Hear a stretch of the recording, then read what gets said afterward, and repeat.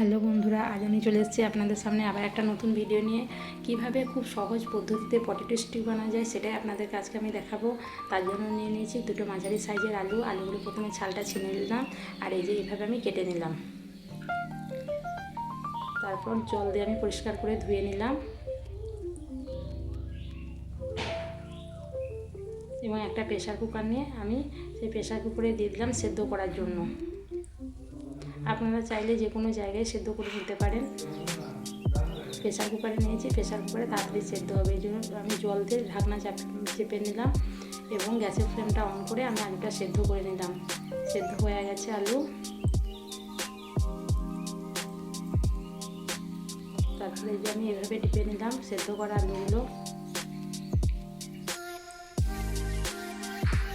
খুব সুন্দর করে আলুগুলো টিপে নিতে হবে বন্ধুরা, যেন একটু ডেলা না থাকে। তারপরে এই যে আমি দিয়ে দিলাম কর্নফ্লাওয়ার, নুন, হলুদ গুঁড়ো, লঙ্কা গুঁড়ো এবং গোলমরিচ গুঁড়ো।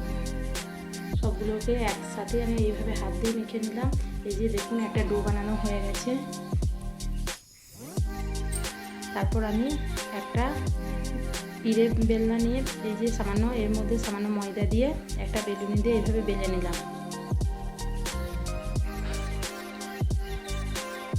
তারপর এগুলো আমি স্টিক সাইজের কেটে নেবো পুরো ডোটা। তারপর গ্যাসের ফ্লেমটা অন করে আমি তেল দিয়ে দিলাম।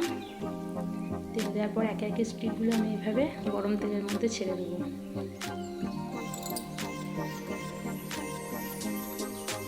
বন্ধুরা, যেখান থেকে আমার ভিডিওটা দেখছেন আপনারা অবশ্যই এটা বাড়িতে চেষ্টা করবেন এবং কেমন হয়েছে আমাকে কমেন্টের মাধ্যমে জানাবেন। আর আমার ভিডিওটা ভালো লাগলে অবশ্যই একটা লাইক ও সাবস্ক্রাইবার করে দেবেন এবং পাশে থাকা বেল আইকনটি টিপে দেবেন। এই যে খুব সুন্দর দেখুন পুরো লাল হয়ে ভাজা হয়ে গেছে। Wow, so beautiful. Love you, Ma.